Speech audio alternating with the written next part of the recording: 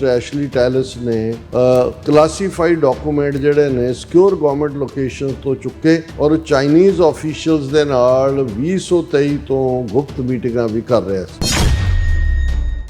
ਜਦੋਂ ਉਹਦਾ ਘਰ ਜਿਹੜਾ ਵਿਆਨਾ 'ਚ ਹੈ ਵਰਜੀਨੀਆ 'ਚ ਉਹਨਾਂ ਨੇ ਸਰਚ ਕੀਤਾ ਤੇ ਦੇ recovered more than 1000 pages of documents marked top secret and secret as per court file. 1000 ਤੋਂ ਜ਼ਿਆਦਾ ਡਾਕੂਮੈਂਟ ਮਿਲੇ ਜਿਹੜੇ ਟੌਪ ਸੀਕ੍ਰੇਟ ਨੇ ਤੇ ਸੀਕ੍ਰੇਟ ਨੇ ਜਿਹੜਾ ਉੱਥੋਂ ਫਾਈਲਾਂ 'ਚੋਂ ਇਹ ਕੱਢ ਕੇ ਲਿਆ ਹੈ। ਚੀਨ ਵਾਲਿਆਂ ਨਾਲ ਤਾਂ ਹੋ ਸਕਦਾ ਇੰਡੀਆ ਵਾਲਿਆਂ ਨੇ ਹੁਣ ਨਵੇਂ ਹਾਇਰ ਕਰ ਲਏ, ਹੁਣ ਇਹਨੂੰ ਬੰਦ ਕਰਤਾ ਹੋਏ, ਜਿਹੜਾ ਇੱਕ ਵਾਰੀ ਜਿਹਦੇ ਮੂੰਹ ਨੂੰ ਲਹੂ ਲੱਗ ਜਾਏ ਉਹ ਰਹਿੰਦਾ ਥੋੜੀ ਹੈ ਚਾਹੇ। ਲੇਕਿਨ ਮੁੱਢਲੇ ਤੌਰ ਦੇ ਉੱਤੇ ਇਹ ਜਿਹੜਾ ਇੰਡੀਅਨ ਏਜੰਟ ਹੀ ਸੀ।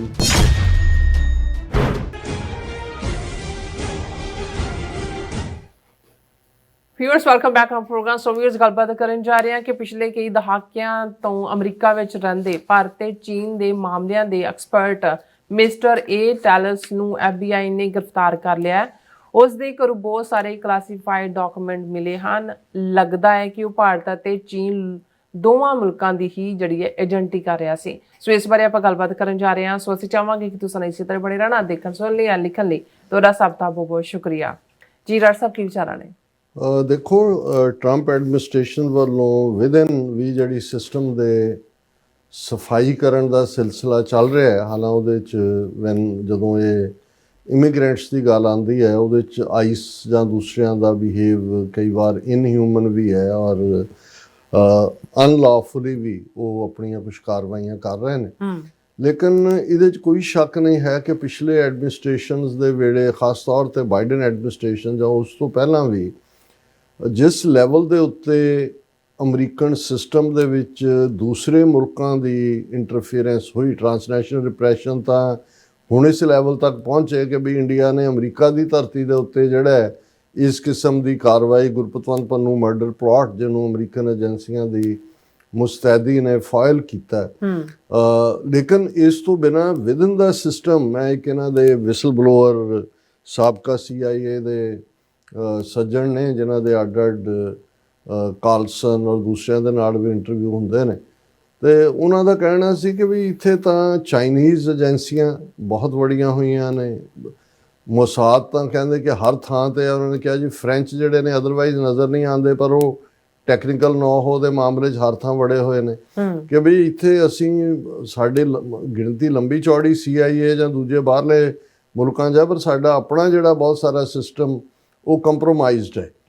ਔਰ ਮੈਨੂੰ ਯਾਦ ਹੈ ਵੀ 91-92 'ਚ ਜਦੋਂ ਮੈਂ ਇਹ ਮਿਸਟਰ ਐਸ਼ਲੀ ਟੈਲਿਸ ਜਿਹੜਾ ਐਜ਼ ਏ ਇੰਡੀਆ ਐਕਸਪਰਟ ਮੰਨਿਆ ਜਾਂਦਾ ਸੀ, ਇਸ ਦੇ ਆਰਟੀਕਲ ਦੇਖਣੇ ਤੇ ਬਹੁਤ ਸਾਰੇ ਪ੍ਰੋ ਇੰਡੀਆ ਖੁੱਲ੍ਹ ਕੇ, ਤੇ ਉਹਨਾਂ ਦਿਨਾਂ 'ਚ ਹੀ ਜਿਹੜੀ ਹੈ ਉਹ ਮੁਲਾਕਾਤ ਮੇਰੀ ਇੱਕ ਨਾਰਥ ਅਮਰੀਕਨ ਕਸ਼ਮੀਰ ਐਸੋਸੀਏਸ਼ਨ ਦੇ ਮਿਸਟਰ ਏ ਸ਼ੇਖ ਸੀ, ਸ਼ਿਕਾਗੋ ਬੇਸਡ ਸੀ, ਬਾਅਦ 'ਚ ਵਾਸ਼ਿੰਗਟਨ ਆਏ ਔਰ ਉਹਨਾਂ ਦੇ ਨਾਲ ਅਸੀਂ ਟੂਗੈਦਰਨੈਸ ਦੇ ਨਾਲ ਬਹੁਤ ਸਾਰੇ ਪ੍ਰੋਜੈਕਟਸ ਦੇ ਉੱਤੇ ਕੰਮ ਕੀਤਾ।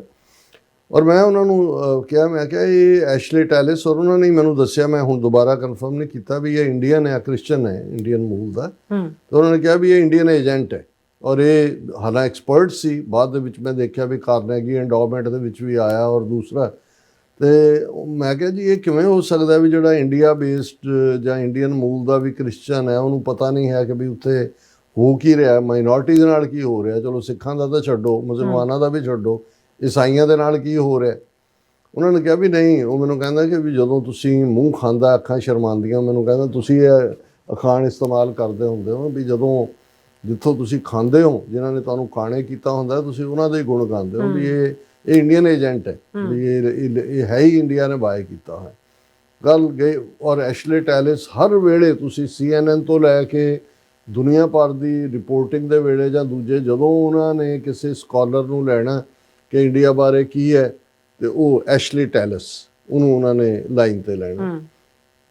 ਸਟੇਟ ਡਿਪਾਰਟਮੈਂਟ 'ਚ ਉਹ ਕਲਾਸੀਫਾਈਡ ਇਨਫੋਰਮੇਸ਼ਨ ਤੱਕ ਵੀ ਉਹਦੀ ਪਹੁੰਚ ਸੀ ਜਾਂ ਉਹਦੀ ਟੌਪ ਸਿਕਿਉਰਿਟੀ ਕਲੀਅਰੈਂਸ ਹੋਈ ਸੀ, ਇਹ ਮੈਨੂੰ ਵੀ ਨਹੀਂ ਸੀ ਪਤਾ। ਮੈਨੂੰ ਵੀ ਸੀ, ਮੈਂ ਕਿਹਾ ਜਿਹੜੇ ਥਿੰਕ ਟੈਂਕ ਨੇ ਬਹੁਤ ਸਾਰੇ ਵਾਸ਼ਿੰਗਟਨ DC ਬੇਸਡ, ਜਿਨ੍ਹਾਂ 'ਚ ਕਾਰਨੇਗੀ ਐਂਡੋਮੈਂਟ ਹੈ ਜਾਂ freedom Carnegie endowment usually Republicans ਹੈ, ਫਰੀडम ਹਾਊਸ ਹੈ, ਇਹ ਡੈਮੋਕ੍ਰੈਟਸ ਦਾ, ਹੋਰ ਦਰਜਨਾਂ ਹੋਰ ਨੇ ਜਿਨ੍ਹਾਂ ਨੇ ਉਹ ਫਿਰਕੂ ਜਨਾਨੀ ਇੰਗਲੈਂਡ ਦੀ ਪ੍ਰੀਤੀ ਪਟੇਲ ਨੂੰ ਸੱਦਿਆ ਸੀਗਾ ਇੱਥੇ ਸਿੱਖਾਂ ਦੇ ਖਿਲਾਫ ਬੁਲਾਉਣ ਲਈ ਤਾਂ ਉਹਨਾਂ ਨੂੰ ਹਿਜ਼ਬੁਲ ਮੁਜਾਹਿਦੀਨ ਤੇ ਫਲਾਣਿਆਂ ਦੇ ਨਾਲ ਅਟੈਕ ਕਰ ਰਹੇ ਸੀ। ਲੇਕਿਨ ਅੱਜ ਜਿਹੜੀ ਖਬਰ ਨੇ ਸਾਰਿਆਂ ਨੂੰ ਚੌਂਕਾ ਦਿੱਤਾ ਹੈ, ਔਰ ਮੈਨੂੰ ਕਿਉਂਕਿ ਇੰਡੀਅਨ ਏਜੰਟ ਦੇ ਤੌਰ ਤੇ ਤਾਂ ਮੈਨੂੰ ਇਹਦਾ ਪਤਾ ਸੀ, ਲੇਕਿਨ ਇਹ ਚਾਈਨਾ ਦੇ ਨਾਲ ਵੀ ਹੈ। ਔਰ ਉਹਦੇ ਜਦੋਂ ਰੇਡ ਕੀਤਾ ਹੈ ਉਹਨਾਂ ਨੇ, ਔਰ ਸਟੇਟ ਡਿਪਾਰਟਮੈਂਟ ਲਈ ਕੰਮ ਕਰਨ ਵਾਲਾ, ਔਰ ANI ਦੀ ਨਿਊਜ਼ ਹੈ ਜਿਹੜੀ ਇੰਡੀਆ ਦੀ ਨਿਊਜ਼, ਕਿਉਂਕਿ ਫੜਿਆ ਗਿਆ ਇਹਦੇ 'ਚ ਉਹਦਾ ਇੰਡੀਅਨ ਕਨੈਕਸ਼ਨ ਨੂੰ ਬਹੁਤ ਘੱਟ ਦਿਖਾਇਆ, ਪਰ ਉਹਦਾ ਬੇਸਿਕਲੀ ਇੰਡੀਅਨ ਕਨੈਕਸ਼ਨ ਹੈ। ਔਰ ਉਹਨੂੰ US ਸਟੇਟ ਡਿਪਾਰਟਮੈਂਟ EMPLOYEE ਬਣਾ ਕੇ accused of removing classified documents meeting Chinese officials ਉਹਨਾਂ ਨੇ ਉਹਨੂੰ ਚੁੱਕਿਆ। ਔਰ ਉਹਨਾਂ ਨੇ ਦੇਖਿਆ ਕਿ ਬਈ ਇਹਨੇ ਮਿਸਟਰ ਐਸ਼ਲੀ ਟੈਲਸ ਨੇ ਕਲਾਸੀਫਾਈਡ ਡਾਕੂਮੈਂਟ ਜਿਹੜੇ ਨੇ ਸਿਕਿਉਰ ਗਵਰਨਮੈਂਟ ਲੋਕੇਸ਼ਨਸ ਤੋਂ ਚੁੱਕੇ, ਔਰ ਚਾਈਨੀਜ਼ ਆਫੀਸ਼ੀਅਲਸ ਦੇ ਨਾਲ 2023 ਤੋਂ ਗੁਪਤ ਮੀਟਿੰਗਾਂ ਵੀ ਕਰ ਰਿਹਾ ਸੀ।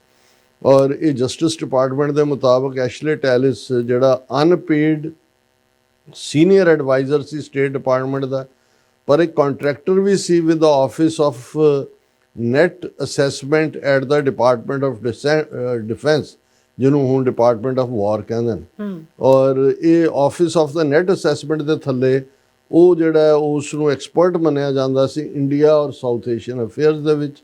ਕੋਰਟ ਡਾਕੂਮੈਂਟਸ ਦੇ ਮੁਤਾਬਕ ਕਿ ਟੈਲਿਸ ਜਿਹੜਾ ਉਹਨੇ ਸਟੇਟ ਡਿਪਾਰਟਮੈਂਟ ਲਈ 2001 ਤੋਂ ਕੰਮ ਕਰਨਾ ਸ਼ੁਰੂ ਕੀਤਾ। He has been accused of unlawful retention of national defense information according to an affidavit filed in the court. ਜਿਹੜਾ ਇਹਦੇ ਖਿਲਾਫ ਐਫੀਡੇਵਿਟ ਹੈ ਕਿ ਭਾਈ ਇਹਨੇ ਕਿਵੇਂ ਕਲਾਸੀਫਾਈਡ ਇਨਫੋਰਮੇਸ਼ਨ ਦੇ ਉੱਤੇ ਰੀਚ ਕਰਨੀ ਸ਼ੁਰੂ ਕੀਤੀ। ਉਹਦੇ ਕੋਲ ਟੌਪ ਸੀਕ੍ਰੇਟ ਕਲੀਅਰੈਂਸ ਹੈ ਔਰ had access to sensitive information.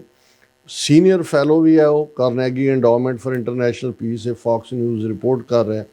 ਜਦੋਂ ਉਹਦਾ ਘਰ ਜਿਹੜਾ ਵਿਆਨਾ 'ਚ ਹੈ ਵਰਜੀਨੀਆ 'ਚ, ਉਹਨਾਂ ਨੇ ਸਰਚ ਕੀਤਾ ਤੇ ਦੇ recovered more than 1000 pages of documents marked top secret and secret as per court ਫਾਈਲਿੰਗਸ।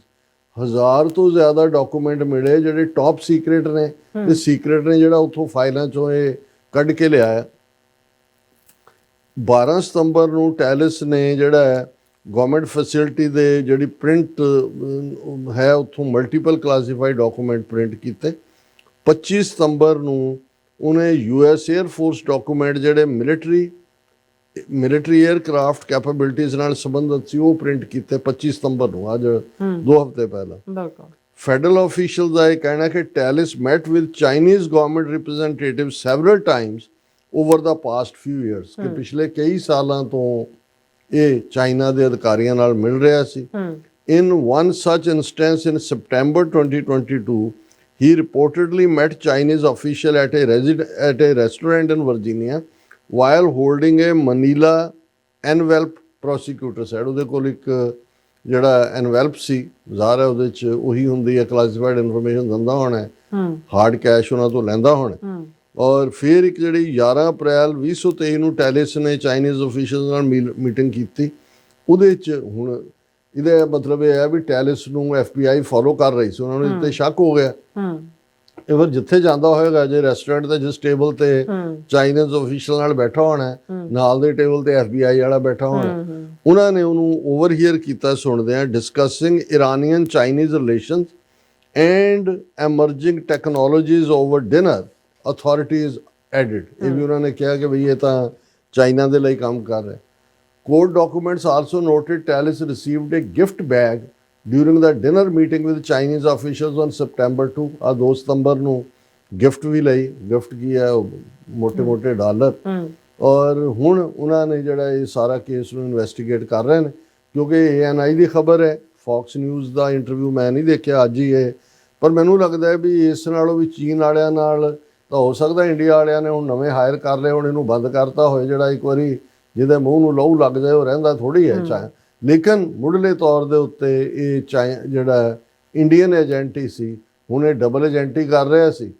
ਤੇ ਫਿਰ ਅਲਟੀਮੇਟਲੀ ਜਿਹੜਾ ਕਰ ਬੁਰਾ ਹੋ ਬੁਰਾ, ਜੀ ਬਿਲਕੁਲ, ਬੁਰੇ ਦਾ ਬੁਰਾ ਹੀ ਹੋਣਾ, ਚੰਗੇ ਦਾ ਚੰਗਾ ਹੀ ਹੋਣਾ। ਸੋ ਹੁਣ ਆਪਾਂ ਆਪਣੇ ਵਿਊਅਰਸ ਕੋਲੋਂ ਹੁਣ ਆਪਾਂ ਜਿਹੜੇ ਬ੍ਰੇਕ ਲੈਣ ਜਾ ਰਹੇ ਹਾਂ, ਔਰ ਨਾਲ ਹੀ ਆਪਾਂ ਜਦ ਐਂਡ ਵਾਲੇ ਸੈਕਸ਼ਨ ਵਿੱਚ ਤੁਹਾਡੇ ਜਿਹੜੇ ਮੈਸੇਜ ਨੇ ਉਹ ਵੀ ਸ਼ੇਅਰ ਕਰਾਂਗੇ। ਸੋ ਵਿਊਅਰਸ ਤੁਸੀਂ ਇਸੇ ਤਰ੍ਹਾਂ ਬਣੇ ਰਹਿਣਾ, ਮਿਲਦੇ ਹਾਂ ਛੋਟੀ ਜਿਹੀ ਬ੍ਰੇਕ ਤੋਂ ਬਾਅਦ।